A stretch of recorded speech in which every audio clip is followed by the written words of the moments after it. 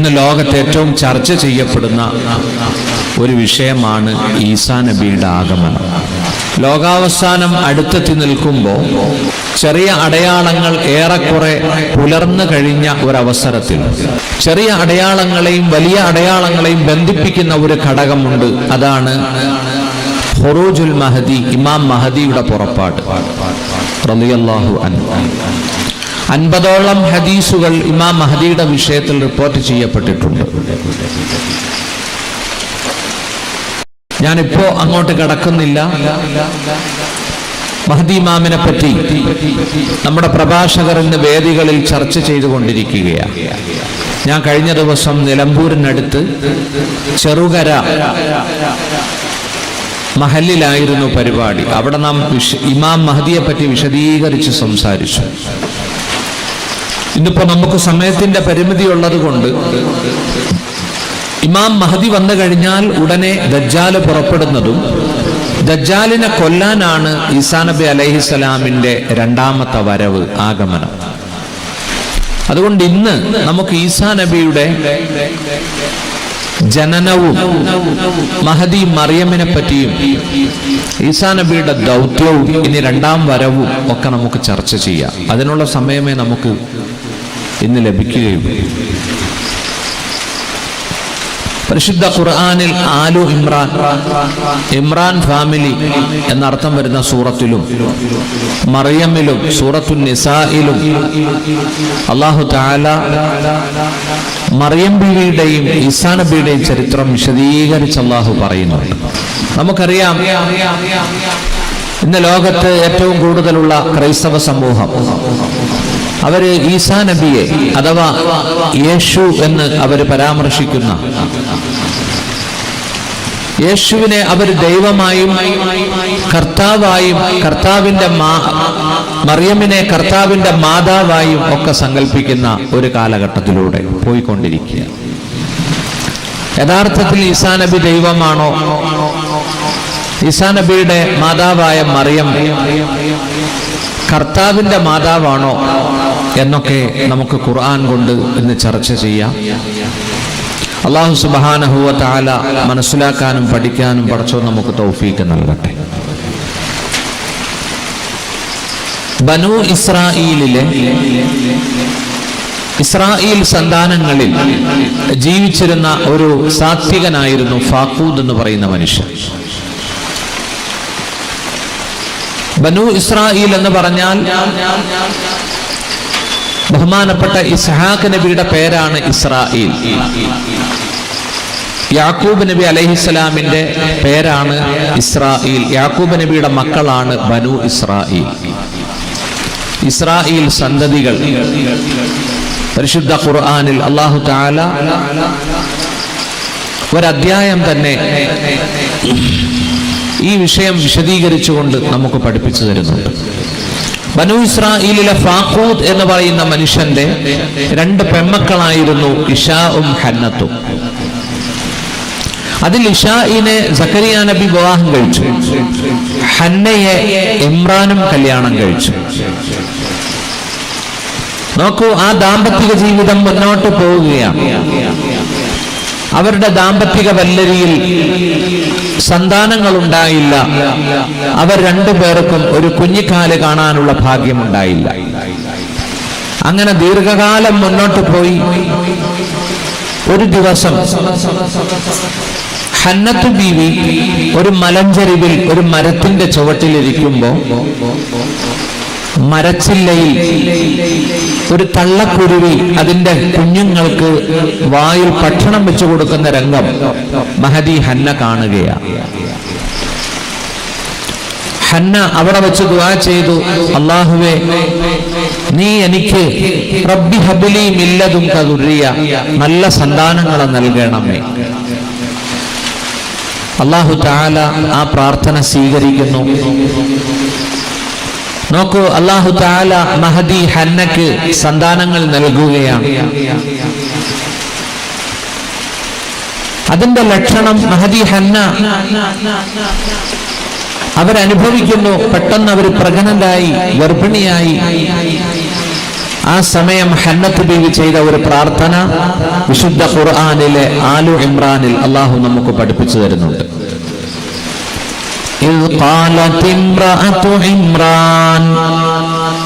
ഇമ്രാന്റെ സഹധർമ്മിണി, ഇമ്രാന്റെ ഭാര്യ പറഞ്ഞ സന്ദർഭം, റബ്ബി ഇന്നി നദർതു ലക മാ ഫീ ബത്നി മുഹററാ.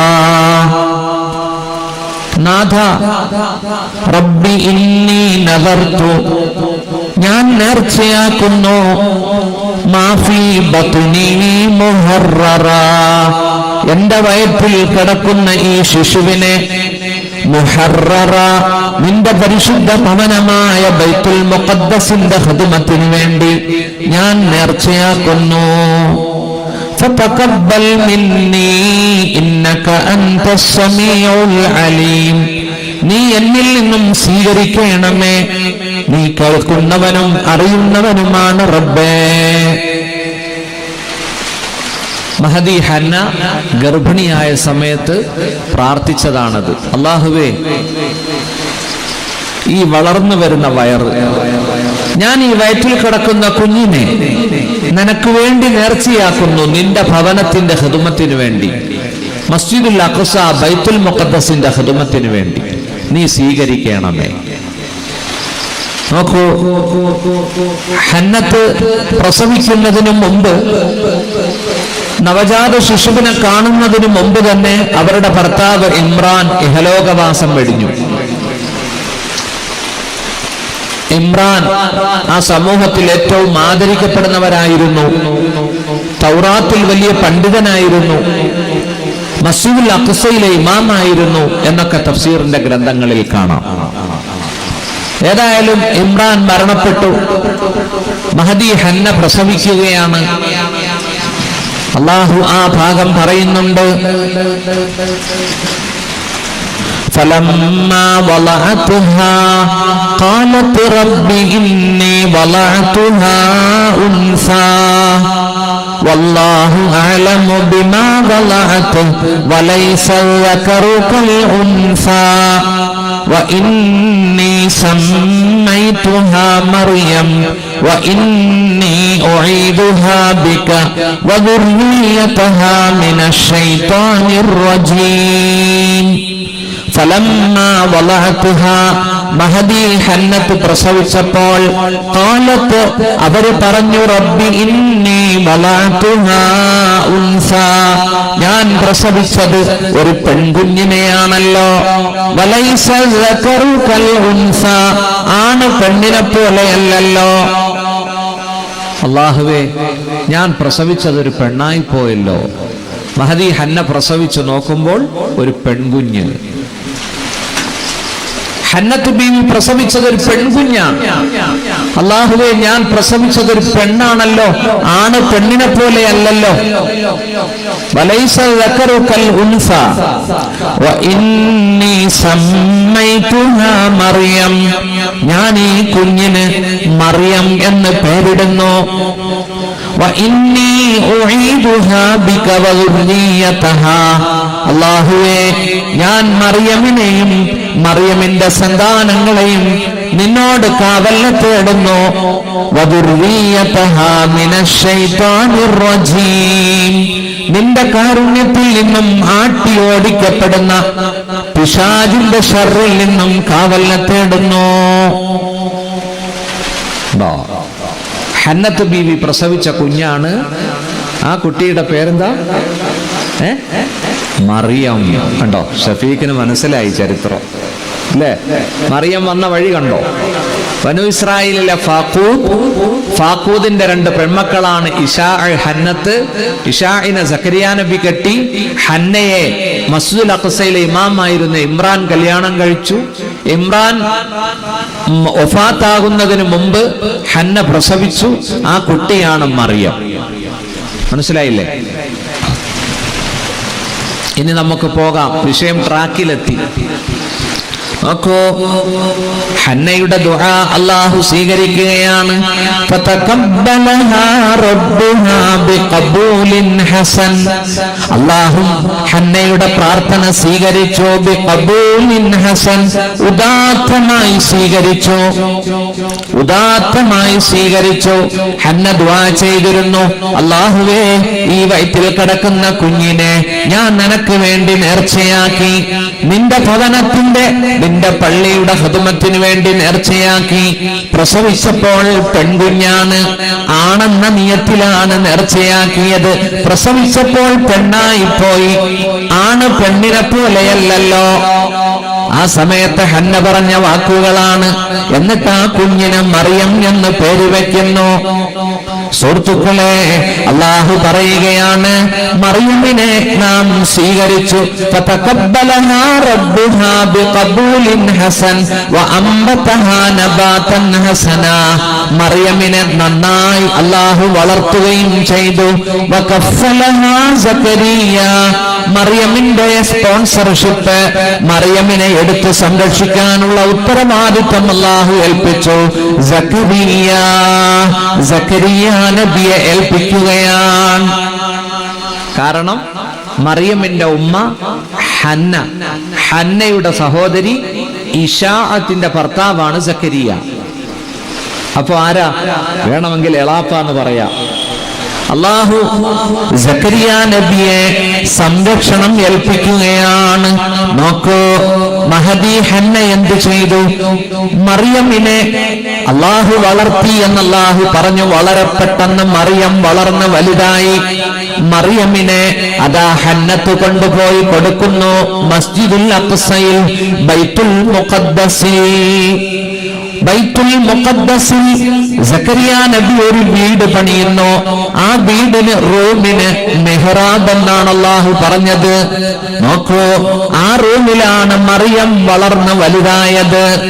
ആ റൂമിലേക്ക് സക്കരിയ നബി അല്ലാതെ മറ്റാരും കടന്നു പോകാറുമില്ല. അങ്ങനെ മറിയം അല്ലാഹുവിന്റെ ഭവനമായ, നമ്മുടെ ഒന്നാമത്തെ ഖിബ്ലയായ മസ്ജിദുൽ അഖ്സയിൽ വളർന്നു വരികയാണ്. സക്കരിയ നബി മറിയമിനെ കാണാൻ പോകുമ്പോഴൊക്കെ കുല്ലമാ ദഖല അലൈഹാ സക്കരിയൽ മിഹ്റാബ്. സക്കരിയ നബി മറിയമിനെ കാണാൻ മിഹ്റാബിൽ കടന്നു ചെല്ലുമ്പോഴെല്ലാം വജദ ഇൻദഹാ റിസ്ഖാ, വിഭവസമർത്ഥമായ ഭക്ഷണ പദാർത്ഥങ്ങൾ മറിയമിന്റെ റൂമിൽ കണ്ടെത്തുന്നു. സക്കരിയ നബി ചോദിക്കുന്നു, യാ മറിയമോ അന്നാ ലകി ഹാദാ. ഓ മറിയമേ, ഈ ഫുഡ്, ഈ ഫ്രൂട്ട്സുകളൊക്കെ എവിടെ നിന്ന് കിട്ടി? ഖാലത് ഹുവ മിൻ ഇൻദില്ലാഹ്.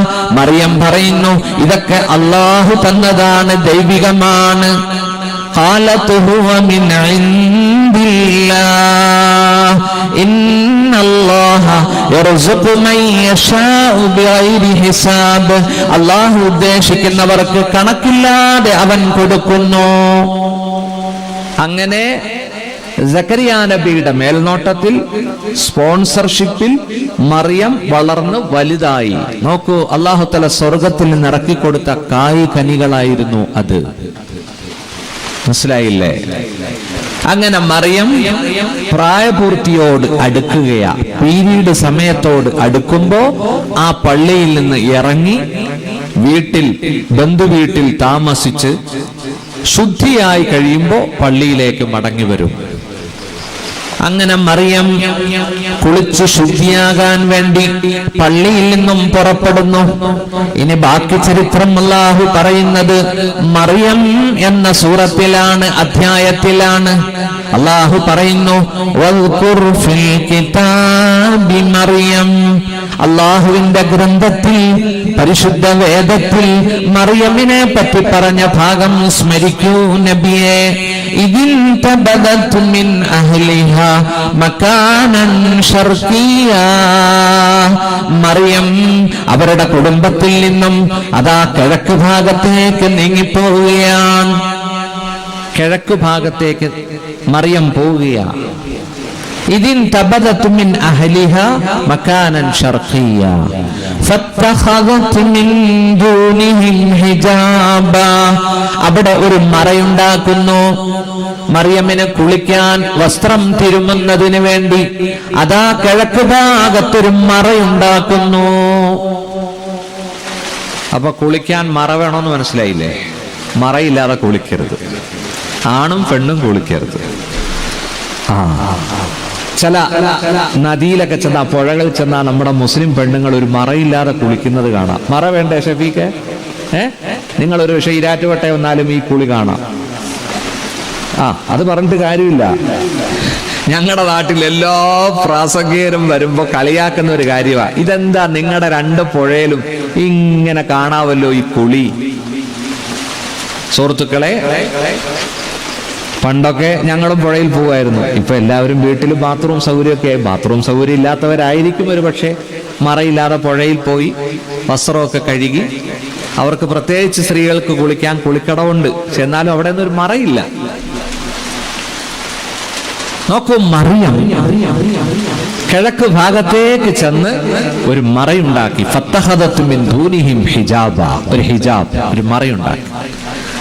അങ്ങനെ കുളിയെല്ലാം കഴിഞ്ഞ് നോക്കൂ, ഈറനണിഞ്ഞ മുടിയോടുകൂടി ആ കേശഭാരത്തോടുകൂടി മറിയം വരികയാ. അതീവ സുന്ദരിയല്ലേ മറിയം? മറിയം കുളിക്കടവിൽ നിന്ന് കുളി കഴിഞ്ഞിങ്ങനെ വരുമ്പോൾ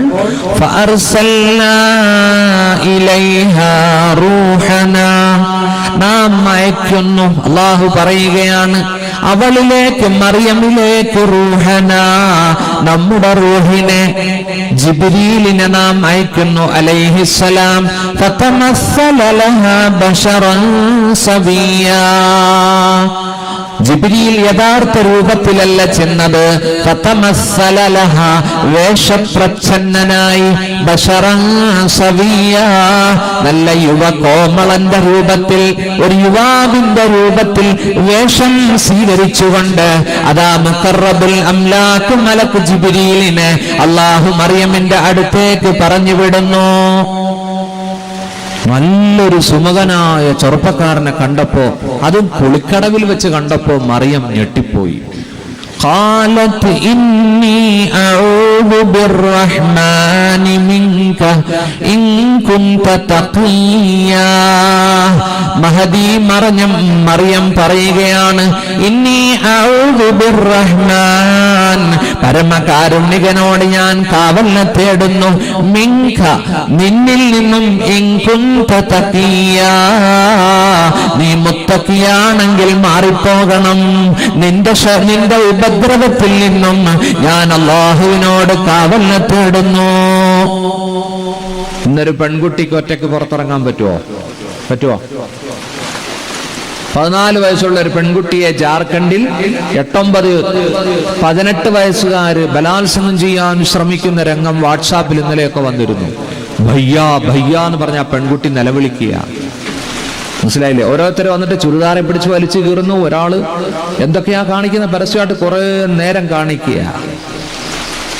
ഒരൊറ്റ പെണ്ണിനും ഇന്ന് പുറത്തിറങ്ങാൻ പറ്റാത്ത അവസ്ഥയാ. കുളിക്കടവിൽ വെച്ച് പെട്ടെന്നൊരു ചെറുപ്പക്കാരനെ കണ്ടപ്പോ മറിയം പതറിപ്പോയി. റഹ്മാനായ റബ്ബിനോട് ഞാൻ കാവലിനെ തേടുന്നു, നീ ഒന്ന് മാറിപ്പോകൂ എന്റെ മുന്നിൽ നിന്ന്, നീ ഭക്തനാണെങ്കിൽ. ഇൻകുന്ത തഖിയ്യ. അപ്പോൾ മനുഷ്യവേഷത്തിൽ, യുവാവിന്റെ വേഷത്തിൽ പ്രത്യക്ഷപ്പെട്ട റൂഹുൽ അമീൻ മലക്ക് ജിബ്രീൽ മറിയമിനോട് പറയുകയാണ്, ഖാല ഇന്നമാ അന റസൂലു റബ്ബികി ലിഅഹബ ലകി ഗുലാമൻ സകിയ്യാ. ഞാൻ നിന്റെ റബ്ബിന്റെ ദൂതനാണ് മറിയമേ, നിന്റെ റബ്ബിന്റെ ദൂതനാണ് ഞാൻ വന്നിരിക്കുന്നത് നല്ല പരിശുദ്ധമായ ഒരു കുഞ്ഞിനെ തരാനാണ് ഞാൻ വന്നിരിക്കുന്നത്. വീണ്ടും ഞെട്ടി മറിയം, പടച്ചവനെ, കുഞ്ഞിനെ തരാനോ? ഈ കുളിക്കടവിൽ വെച്ച് ഒറ്റയ്ക്ക് പെണ്ണുങ്ങൾ കുളിക്കുന്ന സ്ഥലത്ത് ഒരു യുവാവ് വന്നിട്ട് പറയുന്നു, ഞാൻ ദൈവദൂതനാണ്, ഒരു കുഞ്ഞിനെ തരാനാണ് വന്നിരിക്കുന്നത്. ഒന്ന് ചിന്തിച്ചു നോക്കി നിങ്ങൾ.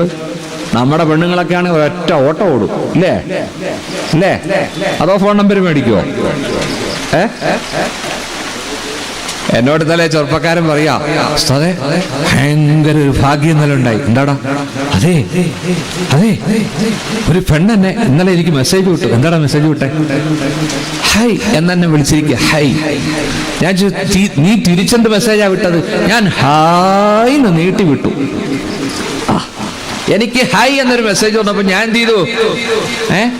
ഹായ് എന്നൊരു മെസ്സേജ് വിട്ടു. ഇനി നാളെ അവൾ എന്ത് മെസ്സേജാ വിടുന്നത് ഞാൻ കാത്തിരിക്കുക, ഉറങ്ങുന്നില്ല. മനസ്സിലായില്ലേ?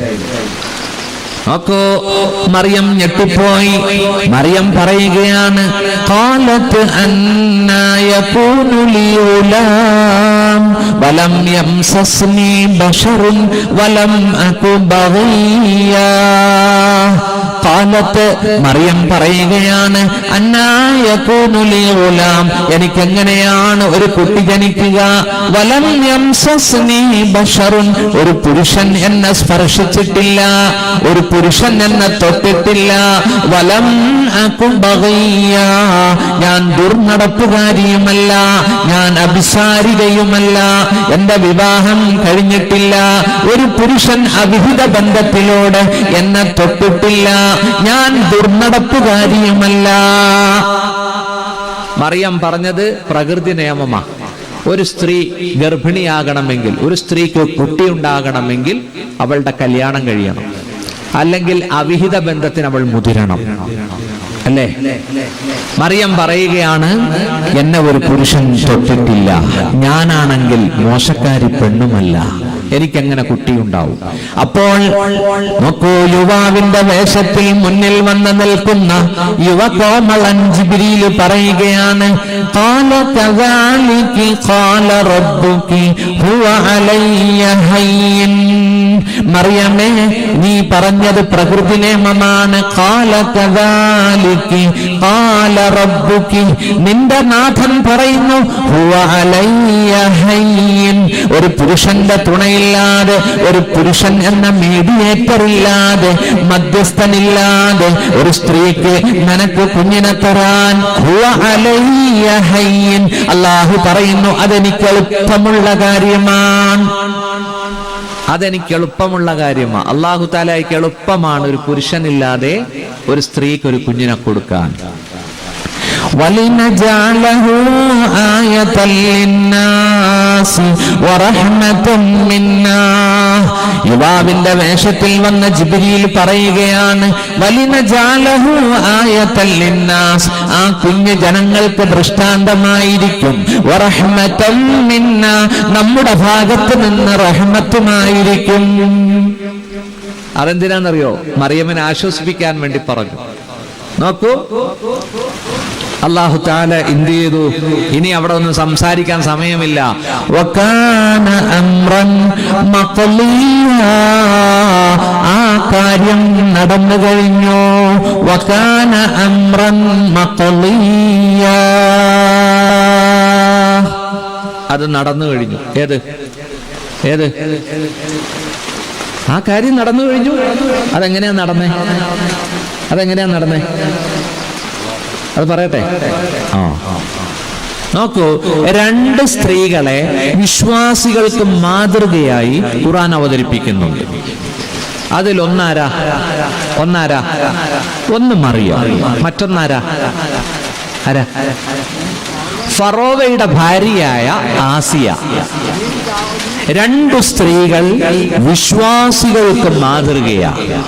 ഇവിടെ അല്ലാഹു പറയുന്നുണ്ട്, സൂറത്തു തഹ്രീം അധ്യായത്തിന്റെ അവസാന ഭാഗത്ത് അല്ലാഹു പറയുന്നുണ്ട്, വമർയം ഇബ്നത ഇമ്രാൻ, ഇമ്രാന്റെ പുത്രി മറിയം, അല്ലതീ അഹ്സനത് ഫർജഹാ, ആ മഹിളാരത്നത്തെ ഇമ്രാന്റെ പുത്രി മറിയമിനെ വിശ്വാസികൾക്ക് നാം മാതൃകയാക്കി വെച്ചിട്ടുണ്ട്. അല്ലതീ അഹ്സനത് ഫർജഹാ, അവർ അവരുടെ ഗോപ്യമാകത്തെ സൂക്ഷിച്ചു വെച്ചു, അവരുടെ ഫർജിനെ അവർ സൂക്ഷിച്ചു വെച്ചു, അവരുടെ ജനനേന്ദ്രിയത്തെ അവർ സൂക്ഷിച്ചു വെച്ചു. ഉണ്ടോ? അവൾ പരിശുദ്ധയായിരുന്നു. ആര്? വേദം ഖുർആൻ, 4-ാം വേദം ഖുർആൻ പറയുകയാ അവൾ പരിശുദ്ധയായിരുന്നു. ആര്? മറിയം പരിശുദ്ധയായിരുന്നു. ജൂതന്മാരെന്തു പറഞ്ഞു? അപവാദം പറഞ്ഞു. മറിയം വ്യഭിചരിച്ചു എന്ന് പറഞ്ഞു. മറിയമിന്റെ പുത്രൻ ജാരസന്താനം എന്ന് പറഞ്ഞപ്പോ ഖുർആൻ പറയുകയാണ്, ഖുർആൻ എന്ത് പറഞ്ഞു? മറിയം പരിശുദ്ധയാണ്, അക്കാലത്തെ വനിതകളുടെ നേതാവാണ് എന്നൊക്കെയാണ് ഖുർആൻ മറിയമിന് കൊടുത്തിരിക്കുന്ന ബഹുമാനം. ശ്രദ്ധിച്ചിരിക്കണേ. നമ്മൾ ഇതൊന്നും സാധാരണ പ്രാസംഗികർ ഞാൻ വരെ പറയാറില്ല. ഞാനിതിപ്പോ എനിക്കൊന്ന് 2-3 സ്റ്റേജിലേക്ക് പറഞ്ഞിട്ടുള്ളൂ. മനസ്സിലായില്ലേ? കരുവയിൽ 2ാമത് എന്നെ ക്ഷണിച്ചപ്പോ ഞാൻ ചിന്തിച്ചു എന്ത് വിഷയമാണ് കൊടുക്കണ്ടേ? ഒരു പുതിയ വിഷയം ആയിക്കോട്ടെ. കാരണം നമ്മുടെ ഇവിടുത്തെ ഉമ്മപെങ്ങന്മാർക്കൊക്കെ ചരിത്രം ഇഷ്ടമാണെന്ന് കഴിഞ്ഞ പ്രാവശ്യം വന്നപ്പോൾ എനിക്ക് മനസ്സിലായി. പോട്ടെ, ഇന്നിപ്പോ ആള് കുറഞ്ഞൊന്നും ഞാൻ മനസ്സിലാക്കുന്നില്ല. ഈ ആളൊക്കെ മതി, ഞാൻ പറഞ്ഞോളാം ഇൻഷാ അല്ലാഹ്. നിങ്ങൾ വന്നല്ലോ, ഈ പ്രതികൂല കാലാവസ്ഥയിലും നിങ്ങൾ ഇവിടെ എത്തിയതിൽ നിങ്ങളെ ഞാൻ അഭിനന്ദിക്കുന്നു. ഒരുപാട് സ്ത്രീകളും വന്നിട്ടുണ്ട് അല്ലേ? അവരെവിടെ ഇരിക്കുന്നേ? മഴ നനയാതിരിക്കുവോ? അൽഹംദുലില്ലാ, അല്ലാഹു പടച്ചോൻ കാലാവസ്ഥ അനുകൂലമാക്കി തരട്ടെ. പ്രിയപ്പെട്ട സുഹൃത്തുക്കളെ, ആ കാര്യം നടന്നു കഴിഞ്ഞു. അതെങ്ങനെയാണ് നടന്നത് നമുക്ക് നോക്കാം അല്ലേ? മറിയം ഗർഭിണിയാകണ്ടേ? ആവണ്ടേ? അതെങ്ങനെയാ നടന്നത് നമുക്ക് നോക്കാം. അഹ്സനത്ത് ഫർജഹ, മറിയമിന്റെ ഫർജിനെ, ജനനേന്ദ്രിയത്തെ സൂക്ഷിച്ചു വെച്ചു, പരിശുദ്ധയാക്കി വെച്ചു. നമ്മുടെ മക്കൾക്ക് ഭാവി വധുവിനെ എടുക്കുമ്പോൾ നമ്മൾ ആദ്യം പരിഗണിക്കുന്ന എന്തായിരിക്കും? ആരും തൊടാത്ത, ആരും മേയാത്ത, നല്ല പരിശുദ്ധവും പവിത്രവുമായ ഒരു കുഞ്ഞിനെ കിട്ടണം എന്നല്ലേ ചിന്തിക്കുക? അല്ലേ? ഇന്നത്തെ ക്യാമ്പസിലും കോളേജിലും ആ സൈസ് കിട്ടുവോ? ഇന്ന് എവിടെ നോക്കിയാലും എർത്ത അല്ലേ? ഒരാൺ ഒറ്റയ്ക്ക് ഇരിക്കൂല, ഒരു ഗേൾ ഫ്രണ്ട് വേണം. ഒരു പെണ്ണ് ഒറ്റയ്ക്ക് ഇരിക്കൂല, അവൾക്കും വേണം എർത്ത്, ബോയ് ഫ്രണ്ട് വേണം. കുറച്ച് മുന്നോട്ട് പോകുമ്പോ കപ്പിൾസ് ആവും, ഒട്ടിപ്പിടിച്ചിരിക്കുന്നത് കാണാം. എന്തൊക്കെയാ ബസ്സിലും ട്രെയിനിലും കാണുന്നത് അല്ലേ? കണ്ടോ? യുവാക്കൾക്ക് സങ്കടം. ഉസ്താദ് ഇപ്പൊ ഇതൊക്കെ പറയും, ഞങ്ങൾ പഠിച്ചപ്പോ ഇതൊന്നും ഇല്ലായിരുന്നു, ഇപ്പൊ പഠിച്ചാൽ മതിയായിരുന്നു കോളേജിൽ അല്ലേ? അത് പറഞ്ഞിട്ട് കാര്യമില്ല മക്കളെ. ഖിയാമത്ത് നാൾ അടുത്തു. അതാണ് ഈ എർത്തും ഈ ഒട്ടിപ്പിടുത്തവും ഒക്കെ, ഈ കപ്പിൾസൊക്കെ. നമ്മൾ പഠിക്കുമ്പോൾ കുറെ നീറ്റാ. എന്റെ ഭാര്യ തളിപ്പറമ്പ് സരസൈദിൽ ഡിഗ്രി എടുത്ത് ബികോം. ഞാൻ ഇന്നത്തെ കാര്യം പറയുമ്പോ അവള് പറയാ അന്ന് അതൊന്നും ഇല്ലായിരുന്നു. മനസ്സിലായില്ലേ? എന്താ സുഹൃത്തുക്കളെ, അള്ളാഹുവിന്റെ ഖുർആൻ എന്താ? അള്ളാഹു പറയുകയാണ്, നിങ്ങൾക്ക് മാതൃകയാണ്, ആണിനും പെണ്ണിനും മറിയം മാതൃകയാണ്. അവര് പരിശുദ്ധയായിരുന്നു, അവരുടെ ജനനേന്ദ്രിയം അവര് ശുദ്ധമാക്കി വെച്ചു. അഹ്സനത്ത് ഫർജഹ വനഫഖ്നാ ഫീഹി മിർ റൂഹിനാ, നാം ഊതി നമ്മുടെ റൂഹിനെ അവരിലേക്ക് ഊതി. ആ കാര്യം നടന്നു. മനസ്സിലായില്ലേ? ഞാനൊന്ന് ഊതട്ടെ. കണ്ടോ? ഊതുക എന്ന് പറയുമ്പോ തന്നെ അതൊരു കാറ്റാ അല്ലേ? അതൊരു എയറല്ലേ? നിങ്ങൾ യാത്ര ചെയ്യുമ്പോൾ ഈ പില്ലോ വാങ്ങിച്ച് ട്രെയിനിൽ വെച്ച് നിങ്ങൾ ഊതി ഊതി ഊതി ഊതി ഊതി നിങ്ങൾ അതിനകത്ത് കാറ്റ് കയറ്റിയിട്ടല്ലേ യാത്ര ചെയ്യുക, തലകണിയാക്കി വെക്കുന്നത് അല്ലേ? അപ്പോ എയർ പില്ലോയിൽ അകത്ത് മുഴുവനും പഞ്ഞിയാണോ കാറ്റാണോ? നിങ്ങൾ എന്താ ഊതിയേ? അള്ളാഹു പറയുകയാ, നാം ഊതി ഫീഹി മിർ റൂഹിന. അതിനുമുമ്പ് അള്ളാഹു പറഞ്ഞു മറിയം അവരുടെ ഫർജിനെ സൂക്ഷിച്ചു വെച്ചു. നാം ഊതി നമ്മുടെ റൂഹിനെ. കണ്ടോ? فنفخنا فيه من روحنا وصدقت بكلمات ربها وكتبه. മറിയം വാസ്തവീകരിച്ചു, മറിയം അതിനെ അംഗീകരിച്ചു, റബ്ബിന്റെ വചനങ്ങളെ, വകുതുബി അല്ലാഹുവിന്റെ വേദങ്ങളെയും മറിയം അംഗീകരിച്ചു. വകാനത് മിനൽ ഖാനിതീൻ, മറിയം അല്ലാഹുവിനെ ഭയപ്പെടുന്നവരിൽ പെട്ട വനിതയായിരുന്നു. കണ്ടോ? അല്ലാഹു ഊതി എന്ന തഹരീമില് മറിയമിൽ അല്ലാഹു പറഞ്ഞു, ജിബ്രീലിനെ മറിയമിന്റെ മുന്നിലേക്ക് വിട്ടു, നല്ല യുവ കോമളനായി. ഉണ്ടോ? ബഹുമാനപ്പെട്ട ജിബ്രീൽ അതാ മറിയമിന്റെ കുപ്പായക്കഴുത്തിലൂടെ അന്ന് മറിയം ധരിച്ചിരുന്ന ഗൗണിന്റെ ആ കഴുത്തിലൂടെ ജിബ്രീൽ ഊതി. അതാ ഊതുകയാണ്. വകാന അംറൻ മഖളിയാ, ആ കാര്യം നടന്നു കഴിഞ്ഞു. മറിയം ഗർഭിണിയായി. അപ്പോ മറിയം പ്രഗ്നന്റ് ആവാൻ കാരണം അള്ളാഹു ഊതിയെന്നും അള്ളാഹുവിന്റെ കൽപ്പന പ്രകാരം ഗബ്രയേൽ മാലാഖ ഊതിയെന്നും പരിശുദ്ധ ഖുർആൻ. ആ ഊതലാണ് ഗർഭധാരണത്തിന് കാരണമായത്. മനസ്സിലായില്ലേ? പരിശുദ്ധ ഖുർആൻ നോക്കൂ. ഇപ്പോ മറിയം നേരത്തെ പറഞ്ഞ സ്ത്രീയല്ല, ഇപ്പൊ ഗർഭിണിയാ. فحملته فانتبذت به مكانا قصيا. മുഖേന മഹദി മറിയം ഗർഭിണിയാവുകയാണ്. നോക്കൂ, അസ്വസ്ഥയാവുകയാണ്, ദുഃഖിതയാവുകയാണ്. വീട്ടിലേക്ക് പോകാൻ തയ്യാറാവാതെ അതാ മറിയം തൊട്ടടുത്ത് കണ്ട ദൂരത്ത് ആ കുന്നിലേക്ക് കയറുകയാണ്. അത് ആ കുന്നിന്റെ പേര് ബൈത്തുലഹം എന്നാണ്. മറിയം അങ്ങോട്ട് കയറിപ്പോവുകയാണ്.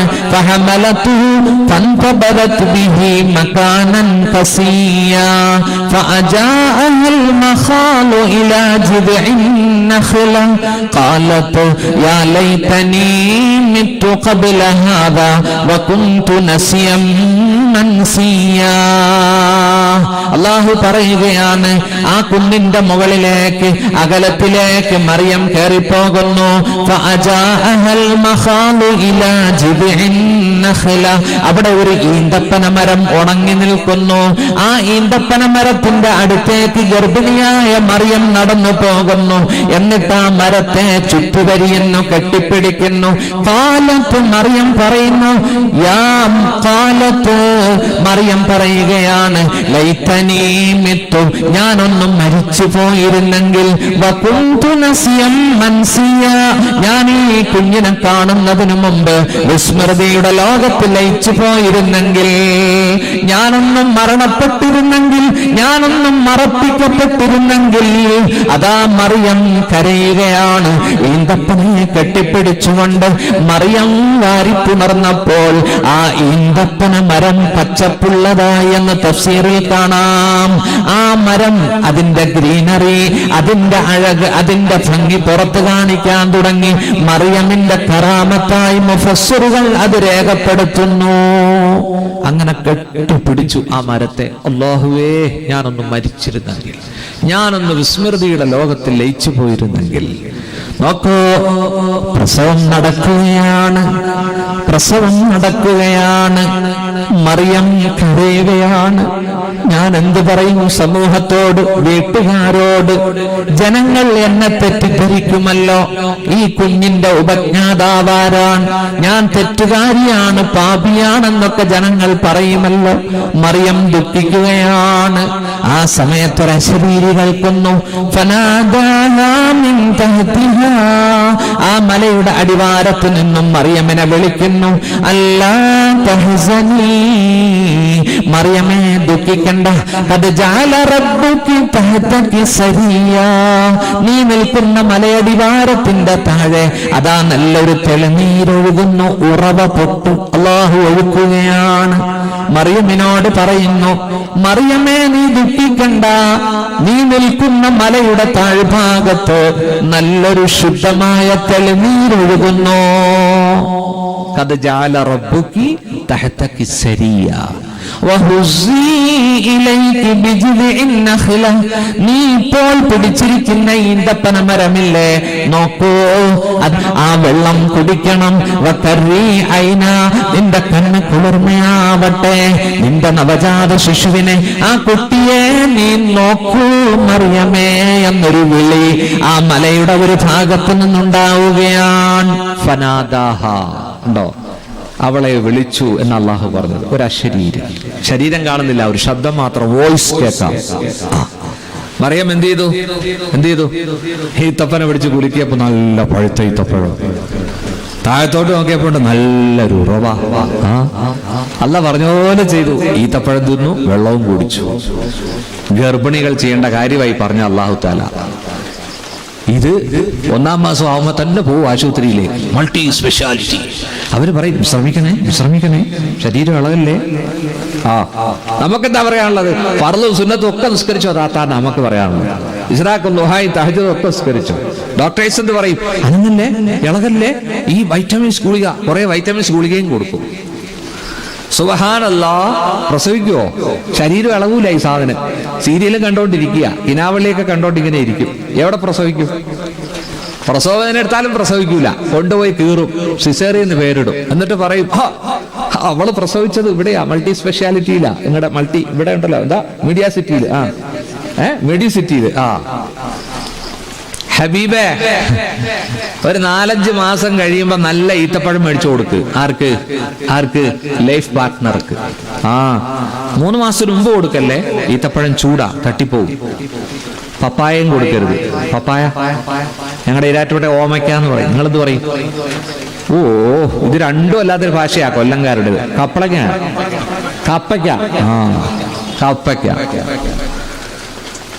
അത് ഭയങ്കര ചൂടാ, പക്ഷെ നല്ല സാധനം. അത് ഏത് പറമ്പിൽ ഏത് തൊടിയിലും വളരും. നിങ്ങളുടെ പറമ്പിലൊക്കെ അത് വളർത്തി കൃഷിയാക്കുക. നല്ല ശരീരത്തിൽ പ്രോട്ടീൻ. ഈത്തപ്പഴം ഒരു 3-4 മാസം കഴിഞ്ഞേ കൊടുക്കാവൂ. കാരണം ചൂടാണ്, ഒരു പക്ഷേ ആ ഗർഭം നഷ്ടപ്പെടാൻ സാധ്യതയുണ്ട്.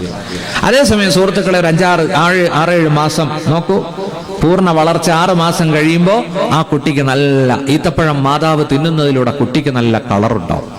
പ്രസവം കഴിഞ്ഞാലും മാതാവ് ഇത് കഴിക്കണം, മുലപ്പാലുണ്ടാവും. അത് സംബന്ധമായിട്ട് നെറ്റിലൊക്കെ ഒന്ന് അടിച്ചു നോക്ക്, ഒരുപാട് അറിവ് കിട്ടും. അള്ളാഹു വെറുതെ പറഞ്ഞല്ല. അള്ളാഹു പറഞ്ഞു, മറിയമേ ഈത്തപ്പഴം തിന്ന്, വെള്ളം പച്ചവെള്ളം കുടിക്ക്. ഇനി നോക്ക് ആരാ അടുത്ത് കിടക്കുന്നത്. നോക്കി മറിയം, നല്ലൊരു കുഞ്ഞ്. ആണോ പെണ്ണോ? കുട്ടിയാണോ പെണ്ണോ? ആദ്യത്തെ കൺമണി ആണായിരിക്കണം അല്ലേ? എന്റെ മൂത്തവും മോൻ, 2ാമത്തവും മോൻ, 3ാമത്തവും മോൻ. എനിക്ക് പെണ്ണില്ല. ഞാനത് അബൂ ഷമ്മാസായത്. മനസ്സിലായില്ലേ? ഷമ്മാസിന്റെ വാപ്പ, എന്റെ പേര് അലി മുഹമ്മദ് അലി എന്നൊക്കെയാ. കഴിഞ്ഞ വർഷം വന്നപ്പോ ഞാൻ പറഞ്ഞില്ല, ഇനി ആവർത്തിക്കണോ? ഇനി ആവർത്തിക്കൂല. ആൾക്കാർ ഓർക്കൂല, ഇതൊന്നെ മൂപ്പർക്ക് പറയാൻ സമയമുള്ളൂ എന്ന് അല്ലേ? അല്ലെങ്കിൽ തന്നെ പ്രവാചകരെ പറ്റി കുറ്റവാ. ഇവര് 1/2 മണിക്കൂർ അവരുടെ കാര്യം പറയുമെന്നാ എല്ലാരും പറയുന്നത് അല്ലേ? പോട്ടെ, പ്രവാചകരെ തെറിവിളിക്കാതെ ഞങ്ങൾ പാവങ്ങൾ ജീവിച്ചോട്ടെ ഇൻഷാ അല്ലാഹ്. മറിയം ഒറ്റ കുലുക്കി ആല്ല ഈത്തപ്പഴം വീണു. അതെല്ലാം പിറക്കി തിന്നു. അള്ളാഹ് പറഞ്ഞ പോലെ പച്ചവെള്ളവും കുടിച്ചു. ഇനി എന്ത് വേണം? ഹാപ്പിനെസ് ആവണം. കുട്ടിയെ നോക്കി, നല്ലൊരു കുട്ടി. അള്ളാഹ് പറഞ്ഞു, കുട്ടീനെ എടുത്തോണ്ട് വീട്ടിൽ പോ. റബ്ബേ, ഞാൻ എങ്ങനെ പോകും? വീട്ടുകാർ ഇപ്പൊ തന്നെ ജനങ്ങൾ അവളെ നിറഞ്ഞിട്ടുണ്ടാവും. കാരണം കുളിക്കാൻ വന്നതാ, പിന്നെ എന്നെ കണ്ടിട്ടില്ല. തിരിച്ചു വരുന്ന കുട്ടിയുമായിട്ടാ. നാട്ടുകാരും ജൂതന്മാരും എന്ത് പറയും? സുഹൃത്തുക്കളെ, അല്ലാഹു തആല മറുപടി പറഞ്ഞു, നിന്നോട് എന്ത് പറഞ്ഞാലും നീ മുണ്ടണ്ട, മറുപടി കൊടുക്കണ്ട. മനസ്സിലായില്ലേ?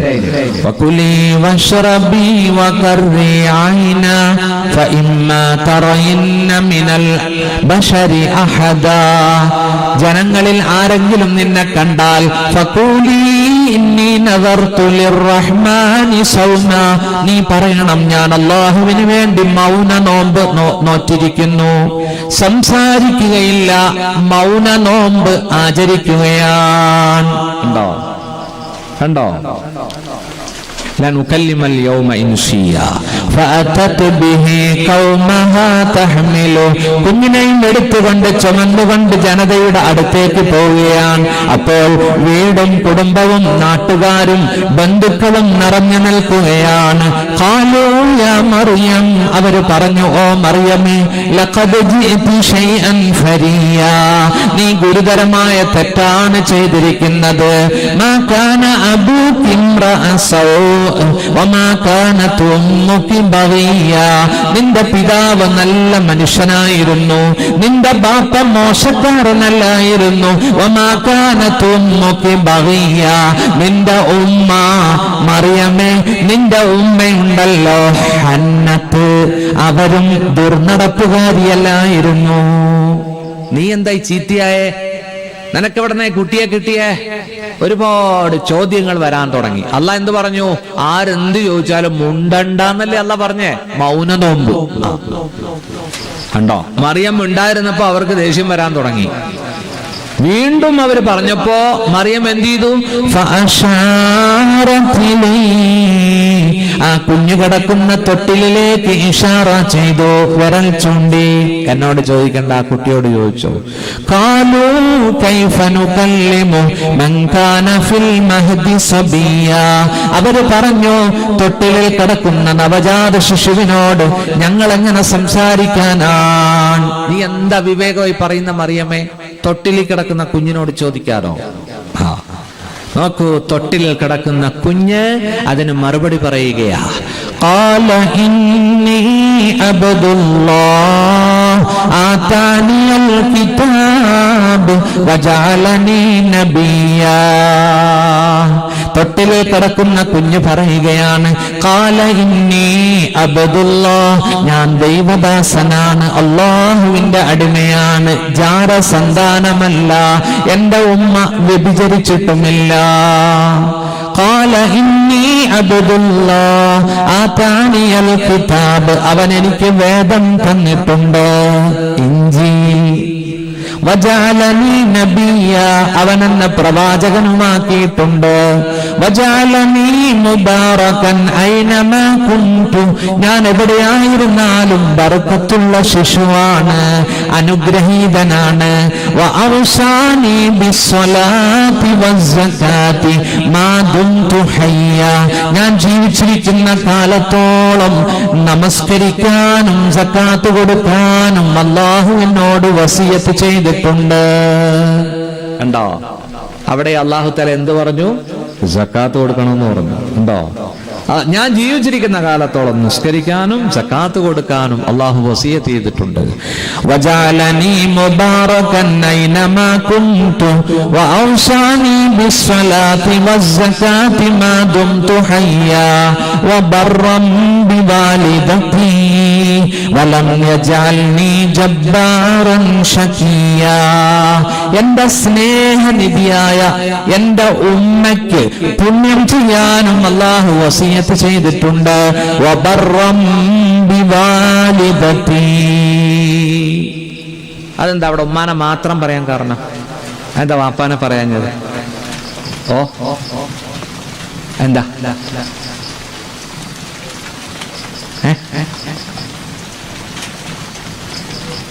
എന്താ പറ? ഈസാ നബിക്ക് വാപ്പയില്ലല്ലോ. ഈസാ നബിക്ക് ഉമ്മയല്ലേ ഉള്ളൂ. ഒരു സ്ത്രീയുടെ ഗർഭപാത്രത്തിലാണ് ഈസാ നബി കിടന്നത്. നോക്കൂ, ഒരു വാപ്പയില്ല, ഒരു പുരുഷൻ തൊട്ടിട്ടില്ല. തൊട്ടോ മറിയമിനെ? അല്ലാഹു ഊതിയതല്ലേ ജിബ്രീലിനെ വിട്ടുകൊണ്ട്. ശ്രദ്ധിക്കുന്നുണ്ടല്ലേ? ഉണ്ടോ? മനസ്സിൽ മുഴുവനും സീരിയലാണെങ്കിലും ശ്രദ്ധിക്കുന്നുണ്ട്. വലം യജഅൽനി ജബ്ബാറൻ ശഖിയാ, അവൻ എന്നെ അഹങ്കാരിയാക്കിയിട്ടില്ല, സ്വേച്ഛാധിപതിയാക്കിയിട്ടില്ല, പരാജിതനുമാക്കിയിട്ടില്ല. വലം യജഅൽനി ജബ്ബാറൻ ശഖിയാ. ഇനി ഒരു ദുആയ, വസ്സലാമു അലയ്യ യൗമ ഉലിദ്തു വയൗമ അമൂത് വയൗമ ഉബ്അസു ഹയ്യാ. അല്ലാഹുവിന്റെ രക്ഷ എനിക്കുണ്ടാവട്ടെ, ഞാൻ പ്രസവിച്ച ദിവസം, വയൗമ അമൂത്, ഞാൻ മരിക്കുന്ന ദിവസം, വയൗമ ഉബ്അസു ഹയ്യാ, ഞാൻ ജീവനോടെ പുനർജീവിപ്പിക്കപ്പെടുന്ന ദിവസം. ഞാൻ വിചാരിച്ചതേ ഈ ആയത്ത് ഇതൊരു സാധാരണ ആയത്തെന്നാണ് വിചാരിച്ചത്. ഒരു ദിവസം ഞാൻ ഈ ആയത്തിന്റെ തഫ്സീർ നോക്കിയപ്പോഴാണ് ഇതിന്റെ ഗൗരവം മനസ്സിലായത്. അതായത് ഞാനും നിങ്ങളും ഈ ലോകത്തേക്ക് വരുന്ന ഓരോ കുഞ്ഞും നവജാത ശിശുവും 3 ഘട്ട, വലിയ ഘട്ടം അവരുടെ. ഒന്ന് ജനിക്കുന്ന ദിവസം, മറ്റൊന്ന് മരണപ്പെടുന്ന ദിവസം, മറ്റൊന്ന് ഖബറിൽ നിന്ന് മഹ്ശറിലേക്ക് എഴുന്നേൽക്കുന്ന ദിവസം. ആ 3 ഘട്ടം സന്നിഗ്ധ ഘട്ടമാണ്.